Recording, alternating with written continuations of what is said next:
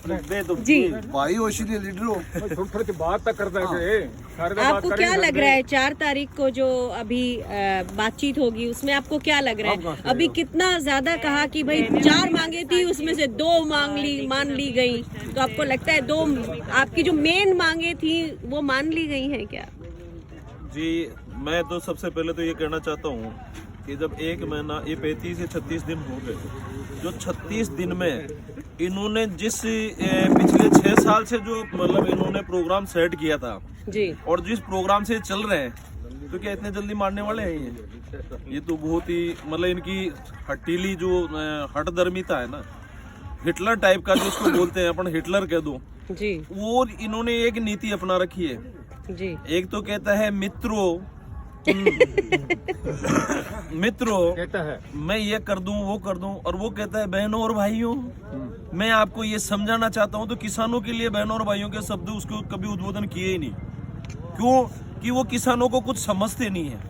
वो एक इस तरीके से समझ रहे हैं ये जंगल में रहने वाले हैं, ये जंगली जानवरों से ज्यादा क्या मतलब किस हिसाब से अपनी बात को समझ पाएंगे, इंग्लिश में मोटे मोटे अक्षरों में लिख के भेज दो। लेकिन इनको ये पता नहीं है इन लोगों को शिक्षा दे करके जो अंगूठा छापते आज उन्होंने RS IAS IPS जो बनाए है ना, वो इन्हीं की बदौलत है। जो इन्होंने खुद अनपढ़ रह गए लेकिन पीछे वालों को इतना थोड़ा आगे बढ़ा दिया, तो इनकी जो मार्गदर्शिता है ना वो ये अच्छी तरह इनको समझ में आने लग गई थोड़ी थोड़ी सी। पहले बहकावे में आ गए थे, और ये तो बहकावे में तो क्या है कि कोई भी आदमी आकर के झंडा रोप करके कह देगा कि ये मूर्ति के मतलब सिंदूर लगा देगा, वहीं भगवान मतलब विराजमान कर लेते हैं। तो इस भावना को इसको भी एक वो माने थे कि इसकी जो बातों में जुमलों में आकर के बोले ये सबसे बड़ा भगवान और मसीह आ गया, लेकिन ये अच्छी तरह 6 साल में समझ गए। तो आज ये कोरवा जो आपने देखा है, सबसे पहला राजस्थान में मेरा निवेदन कर दूं आपसे कि राष्ट्रीय किसान महापंचायत के राष्ट्रीय अध्यक्ष रामपाल जी जाट के नेतृत्व में 28 तारीख को ये कुनबा चालू हुआ था जयपुर से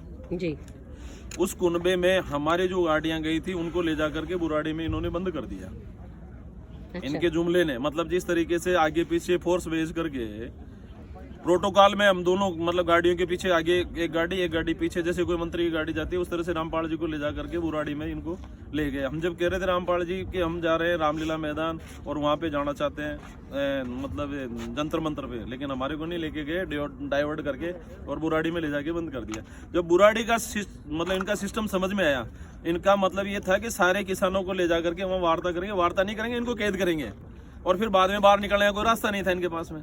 तो फिर इन्होंने समझदारी करके कह दिया भाई हम तो वापस वहीं जाएंगे। तो हम यहाँ शाहजहाँपुर बॉर्डर पे आ गए। हम 28 तारीख को आए थे, इन 4-5 गाँव में घूमे। 2 तारीख को फिर वहाँ पे यहाँ नहीं बैठने दिया, यहाँ से 200 किलोमीटर 200 फुट रोड है पीछे, वहाँ पे भी नहीं बैठने दिया। उसके बाद जब रामपाल जी ने यहाँ के लोगों से, जो बलबीर छिल्लर जी है उनकी मेहरबानी से वहाँ फार्म हाउस पे रुके, फिर लोगों ने धीरे धीरे आज ये जो कारवां है ये सारा कारवां उसी 28 तारीख की बदौलत है।